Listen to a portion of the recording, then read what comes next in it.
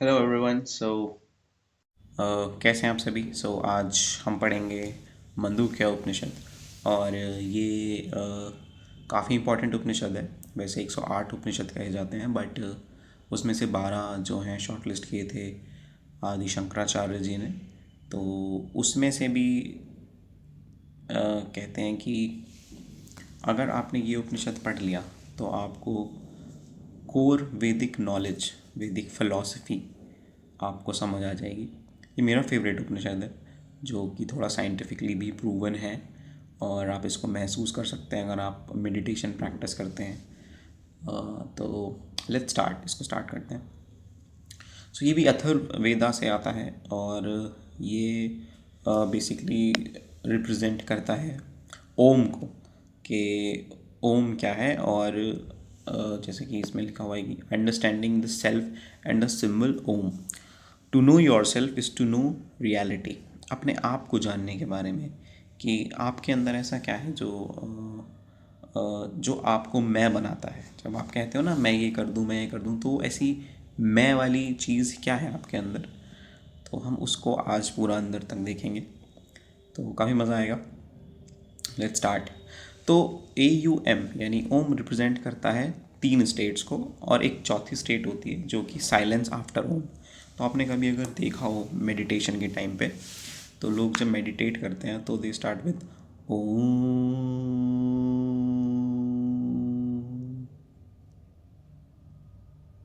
So there is a silence after ओम।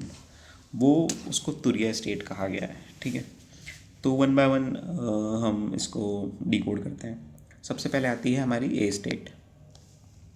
ठीक है, ए state को कहा जाता है वैश्यवानरा स्टेट, यानी वेकिंग स्टेट। ए का मतलब है कि जब आप इस टाइम, जैसे मैं आपको पढ़ा रहा हूँ, तो मैं अपनी वेक स्टेट में हूँ और मैं भौतिक संसार को देख रहा हूँ, मैं वर्ल्ड को देख सकता हूँ।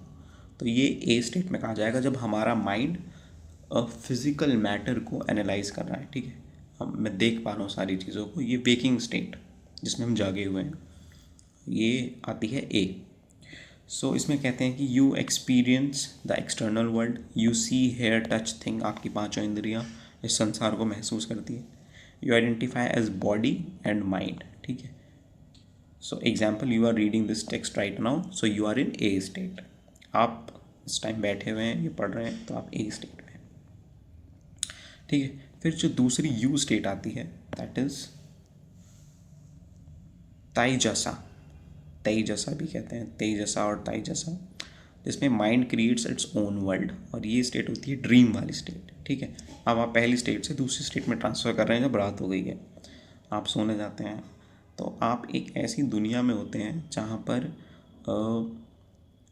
एक अलग ही वर्चुअल वर्ल्ड क्रिएट हो जाता है। ठीक है, उसमें आप खुद को एक अलग दुनिया में महसूस करते हैं कि एक दुनिया चल रही है और उसमें कोई ना कोई है। तो जो स्लीपिंग और ड्रीमिंग स्टेट है, बेसिकली ड्रीमिंग स्टेट, उसको यू कहा गया है, जिसमें कि mind creates the own world. No physical object, only thoughts and images. तो ये एक completely different world. Example, your dream of flying और meeting someone who is in their physical. ठीक है, समझ गए आप। इसको स्टिमुलेशन भी कहते हैं। आजकल इलॉन मस्क कह रहा है कि we there is a possibility that we are in stimulation state. तो यू स्टेट हो गई हमारी ड्रीम स्टेट, और ए स्टेट हो गई हमारी जब हम जगे हुए। फिर एक तीसरी स्टेट आती है जिसे कहते हैं एम, प्राजना। मतलब इसका ये होता है कि दिस इज़ डीप स्लीप। ठीक है, डीप स्लीप का मतलब है कि जब कभी कभी आप जब बहुत थक जाते हैं, तो आपने महसूस किया होगा कि आपको एक ऐसी नींद आती है जब ना तो सपना आता है कोई, ना ही आप जगे हुए हैं, और बहुत गहरी नींद में। ठीक है, तो वो स्टेट, अब ये हमारी कॉन्शियसनेस की, हमारी चेतना की 3 स्टेट हो गई जहाँ हम खुद को एक्सपीरियंस करते हैं। पहली जागे हुए, दूसरी सोते हुए सपनों में, तीसरी जब सो रहे हैं और सपना भी नहीं है और जागे भी नहीं है, that is M. I slept well, knew nothing. ठीक है, अब आती है हमारी तुरिया स्टेट। ये है वो main state, the fourth state, silence after AUM। ठीक है, सो ओम जब स्टार्ट होता है तो AUM and the silence is Turiya state. Turiya is the state where the actual मैं, the actual consciousness of yours decide. तो आपने जब पहली दूसरी तीसरी स्टेट पढ़ी तो तीनों स्टेट में ऑब्जर्व कौन कर रहा था कि आप तीनों स्टेट्स में हैं, वो होती है आपकी तुरिया स्टेट यानी कि प्योर कॉन्शियसनेस. ठीक है, this is most important teaching. So beyond waking, dreaming and sleeping, this is pure awareness.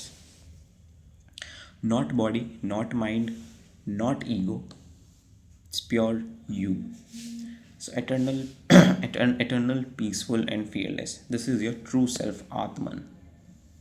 समझ गए आप? तो जो इन तीनों स्टेट में ऑब्जर्व कर रही थी वो होती है तुरिया स्टेट, जो कि मेन स्टेट होती है. It can not be seen, spoken, only realized. So जब आप डीप मेडिटेट करते हो और काफ़ी सालों की प्रैक्टिस के बाद आप तुरिया स्टेट में एंटर करते हो तो वहाँ आप सेल्फ को जानते हो. ठीक है, ये साइंटिफिकली प्रूवन है. इसमें आप और भी पढ़ सकते हैं मेडिटेशन के क्या बेनिफिट्स होते हैं और क्या क्या स्टेट्स होती हैं. Simple real world analogy, think of a screen. अब एक एग्जांपल लेते हैं. एक स्क्रीन है, ठीक है, उसमें एक एक्शन मूवी चल रही है, एक ड्रीमी फैंटेसी मूवी चल रही है, एक स्लीप ब्लैंक स्क्रीन हो गई है, और तुरिया क्या है? स्क्रीन इटसेल्फ, जिस पे सब कुछ चल रहा है, that is you. Okay, scenes change but the screen never changes. So you are the screen, not the scenes. Main teaching of Mandukya Upanishad है कि you are not just the body, you're the thought, the emotion.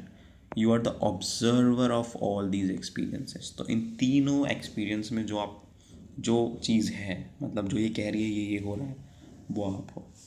थोड़ा सा मुझे पता है heavy हो रहा है, बट ये बहुत सही चीज़ है अगर आप पहचान सको. So AUM is a tool for meditation to self realization. Liberation comes through self knowledge, not rituals. ठीक है, सो लिबरेशन स्टेट हम अचीव करते हैं सेल्फ नॉलेज से, not rituals. Why AUM meditation is important? Because chanting AUM slowly helps you observe a waking awareness, dream awareness, deep stillness, and the silence that is pure consciousness, pure chetna. This trains the mind to move towards Turiya. Key philosophy क्या है इसमें? What you seek outside already exists within. The universe and your consciousness are not separated. This is the foundation of Advaita, non duality Vedanta. मतलब सब कुछ एक ही है, there is nothing else. समझ लो आप. सो जो कुछ भी ऑब्जर्व हो रहा है उसको मतलब ये कुछ सब कुछ हो रहा है तब कब कह पाते हैं हम? जब हम इसको ऑब्जर्व करते हैं. ठीक है, अगर कोई ऑब्जर्वर ना हो, मतलब हम कोई लिविंग बीइंग ही ना हो, तो फिर इसको बताएगा कौन ये हो रहा है, राइट? तो एवरीथिंग इज़ नॉन ड्यूअल, सब कुछ एक ही है, सब आपस में अंदर ही अंदर है. Why Mandukya Upanishad is special? Because सबसे स्मॉलेस्ट है, डीपेस्ट साइकोलॉजी ऑफ कॉन्शियसनेस है, साइंटिफिक एंड स्पिरिचुअल है, suitable for meditation and teaching है, connects philosophy with daily experience. ठीक है, और इसको आप कैसे समझ सकते हो कि मान लो गोल्ड है, सो गोल्ड की रिंग भी बन जाती है. ठीक है, ये रिंग बना दी गोल्ड के, रिंग तो थोड़ी अजीब सी हुई मेरी. ठीक है, और गोल्ड के बैंगल्स बन जाते हैं. ठीक है, ये बैंगल हो गया, और गोल्ड के सेट भी बन जाते हैं. ठीक है, समझ लेना थोड़ा सा. तो इन तीनों में ही मटेरियल क्या है? That is gold, right? ये उसकी एप्लीकेशंस हो गई सब, बट इन सब में बेस क्या है? वो गोल्ड है, वही आप हो. ठीक है, that is pure consciousness, that is you. थोड़ा सा एक बार और रिवाइज करना, मुझे उम्मीद है समझ में आएगा, क्योंकि बहुत इम्पॉर्टेंट है और काफ़ी डीप फिलॉसफी के साथ आता है. The moment you realize your true consciousness, the moment you will be like out of the world. मर नहीं जाओगे, you will get very deep inside of yourself. Thank you so much, guys. I think that's all I have for this Upanishad. Keep learning. Any question you have, comment down below. Thanks. Bye bye.